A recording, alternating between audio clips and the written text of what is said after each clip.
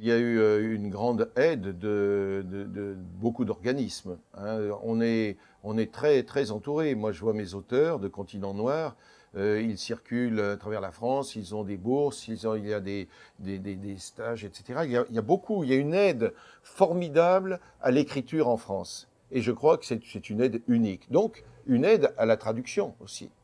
Il y a le prix Alpérine, Kaminski, etc. Il y a beaucoup de...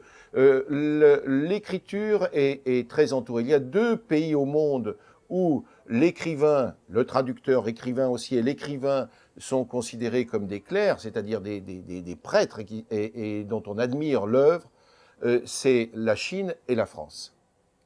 Ailleurs, me disait Leonardo Sciascia, par exemple en Italie, au maximum, bon, on est dans on distrait, disons, hein. En France, non, il y a un vrai culte de l'écriture, de l'écrivain,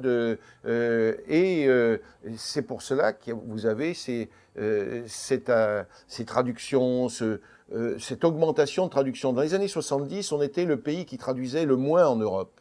Le moins. Moi, j'avais fait une enquête, on traduisait le moins. Eh bien, si actuellement, comme vous le dites et comme Pierre Assouline l'écrit, et qu'il y a toutes les preuves, naturellement, il est dans la traduction et il a étudié le problème de très près, ça veut dire qu'il y a une telle passion et une telle aide publique pour notre langue qu'on a un résultat merveilleux. Vous savez, vous traduisez parce que il y a un manque dans votre propre pays. C'est-à-dire qu'on ne traduit jamais des livres équivalents. On traduit ce qui nous manque, hein, aussi bien dans le roman, dans l'essai, etc.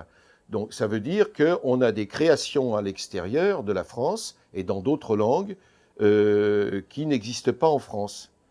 Et c'est pour ça qu'on traduit. On traduit des vides, on traduit ce qu'il y a, on traduit pour respirer une littérature qu'on n'arrive pas ou qu'on ne crée pas dans notre propre pays. Voilà, c'est-à-dire qu'on traduit de plus en plus parce que peut-être, on traduit beaucoup du côté anglophone, etc., du côté des Anglais et des Américains, parce que peut-être, Philippe Roth et les autres, on n'a pas cette littérature en France. Voilà. Et c'est un apport qui est essentiel, peut-être pour donner naissance à et pour renforcer notre propre littérature.